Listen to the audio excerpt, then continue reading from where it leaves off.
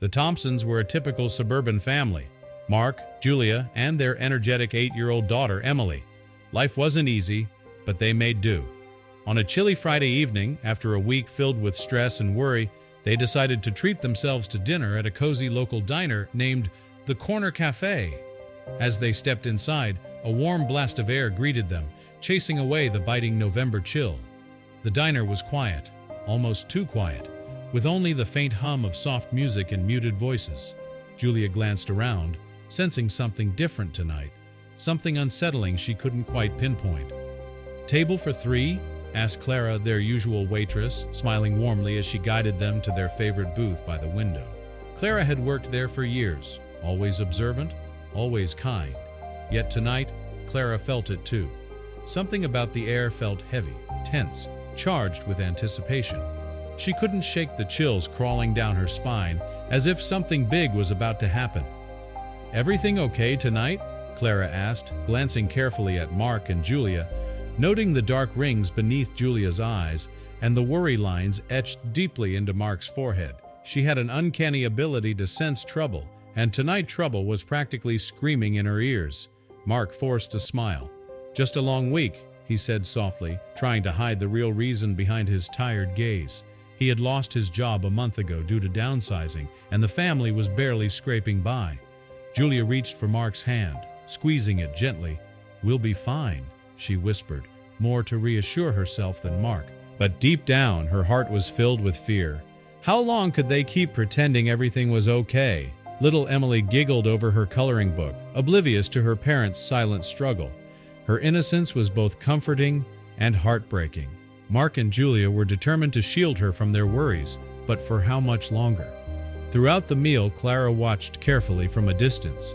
She couldn't help but overhear snippets of tense conversation, muted whispers and worried sighs. Her heart twisted with sympathy, imagining the struggle they must be going through. What could she do to help?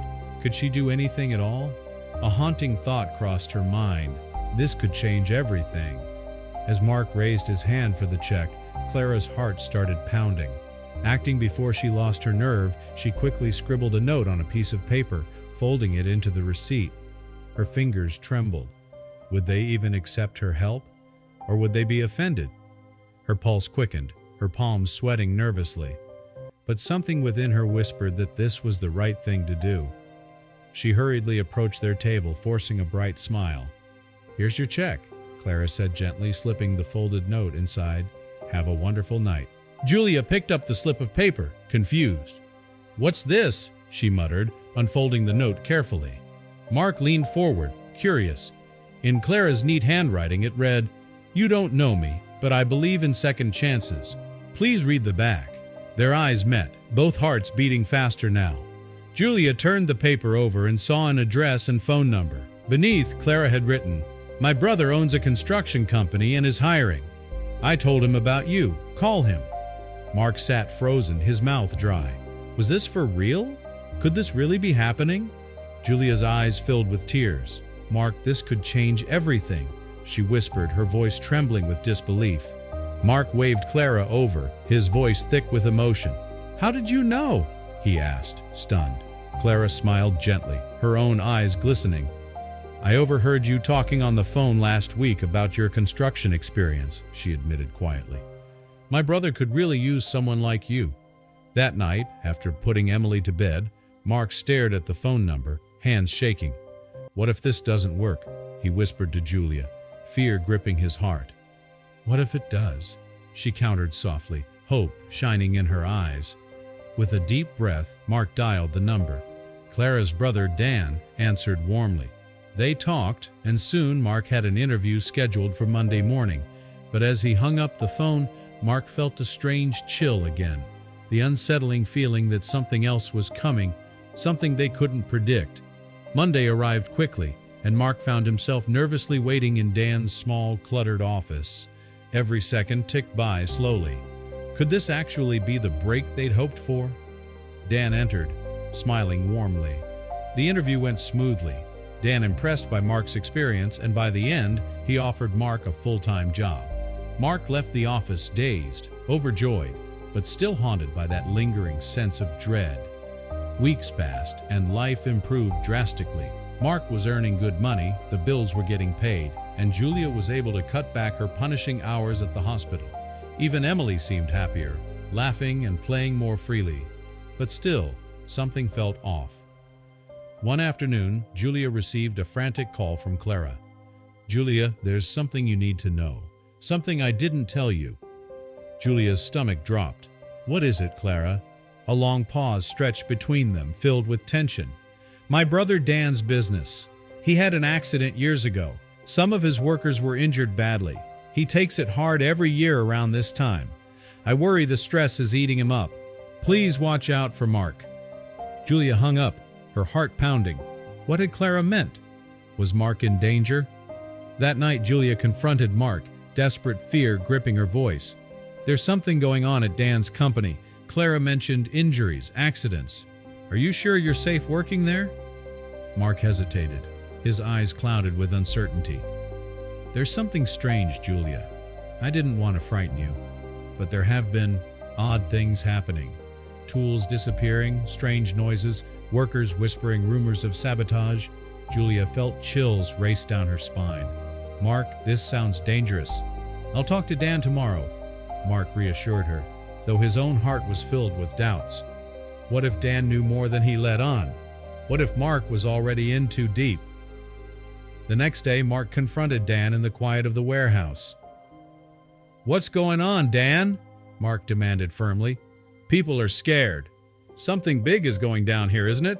Dan sighed heavily, his face weary. "Mark, years ago there was an accident. Workers got hurt badly. The company almost shut down. Now someone wants revenge. They're trying to scare everyone away. I didn't tell you because I didn't want to drag you into this." Mark felt his chest tighten. Who could want revenge? Dan hesitated, glancing around nervously. "A former worker named Joe Malone blames me for the accident, even though it wasn't my fault. He's angry and dangerous. He warned me he'd come back for revenge." Mark's stomach churned with anxiety. "What can we do?" Before Dan could answer, a loud crash echoed through the warehouse, followed by shouting. Mark turned, heart pounding. Had Joe Malone returned? Was the threat real? "Stay here," Dan whispered urgently, but Mark shook his head. We have to see what's going on." They raced toward the commotion, only to discover the warehouse engulfed in flames. Workers screamed, running for safety. Smoke filled their lungs. Suddenly, Mark spotted a shadowy figure fleeing out the back door. "That's him!" Mark shouted, recognizing Joe Malone from the rumors he'd heard at work. Without thinking, Mark sprinted after him into the dark night. The icy air bit at his face, his heart hammering with adrenaline and fear. Could he stop Joe before he hurt someone else? The chase led them into a dark alleyway. Joe turned suddenly, eyes blazing with hatred. "Stay back," he warned, his voice desperate.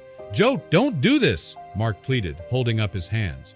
"We can fix this. You don't have to keep hurting people."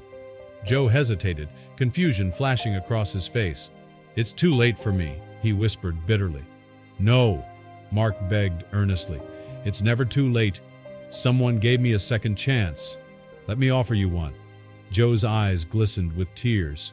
Slowly, he sank to the ground, defeated. Police arrived moments later, arresting Joe. Mark stood trembling, realizing how close they'd come to tragedy. Weeks later, the turmoil had finally passed, leaving Mark's family stronger than ever. The Thompsons continued their friendship with Clara, grateful for the kindness that had changed everything. The framed note from Clara hung proudly on Mark's wall, a reminder of how one simple act of kindness and courage could create hope and change lives forever. After all, who knew when something big, something truly life-changing, might just be waiting around the next corner?